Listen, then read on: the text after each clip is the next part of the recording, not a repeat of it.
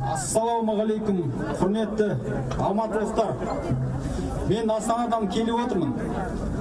Соңғы 2 жылда Астанада бірде-бір митинг болмады. Көшенің, ДВК-ның 5, 10, 15, 20 адам шығады максимум.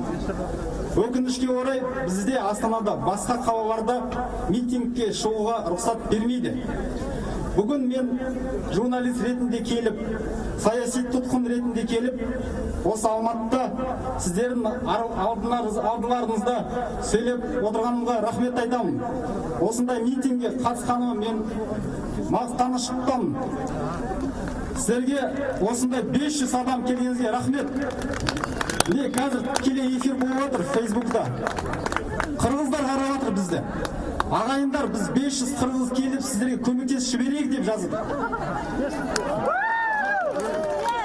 Біз қазақтар өзіміз ешкімнің көмегінсіз өзіміз демократиялық таңдау жасап, демократиялық өзгеріс жасап, өзіміз бұл билікті ауыстыра алмаймыз ба?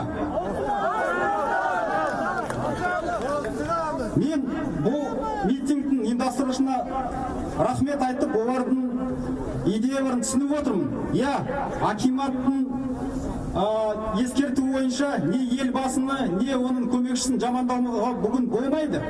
Оны түсініп отырмыз. Оған біз көніп отырмыз керек. Неге? Өткенде саяси жағдай қазір осындай. Санкциясыз біз митингке шығатын болсақ, мынау Санат Букенов, Алмат Жумагулов бағана 100 адамдай адамның атын атады. Бұл жерде 500 адамның олар да саяси тұтқын болып кетуі мүмкін. Сондықтан біз ақылды болуымыз керек. Біз баспен жұмыс істеуіміз керек. Мен өзім жас кезінде саясатқа араласып, бұрынғы ДВК, ХДТ-ға қатысып, өзім 3 жылға сотталып кеттім.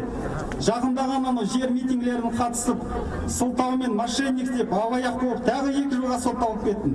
Жалпы 5 жыл отырып шықтым. Оның алдында жер митингілерін қатысып, 15 сутка отырып, 2 сутка отырып, бірнеше рет саяси тұтқын болдым. Мен мына жерде көріп отырмын, өкінішке орай, қазақша сөйле деп. Біздің арамызда қазақша сөйлей алмайтын жігіттер, қазақша сөйлей алмайтын апайлар бар. Түсініспен оған қарайық. Ертең біз билікті шынымен аламыз дейтін болсақ, біз Ресейде де ойлауымыз керек. Ол жақтан да қарап отыр, мыналар ұлтшылдар ма, мыналар националистер ма, ол жақтан да. Мен сіздің сөзіңізді бөлген жоқпын. Сіз менің сөзімді бөлмеңіз. Бізде бейбіт митингілер мәдениеті болу керек. Біз бір-біріміздің сөзімізді бөліп отырсақ, бір-бірімізді тыңдамасақ, бір-бірімізді мақтап отырсақ, жаңағыдай менің қозғалысым жақсы, ананың қозғалысы жаман десе, түк шықпайды. 500 максимум адам жиналасыздар, ерте кетесіздер, анау біреу Автозаққа, екінші ВС-қа. Сондықтан бір болайық ағайындар. Бүгінгі біздің митингіміз бірінші болып, ақырғы болмасын. Көп митингілер болсын. Рахмет сіздерге.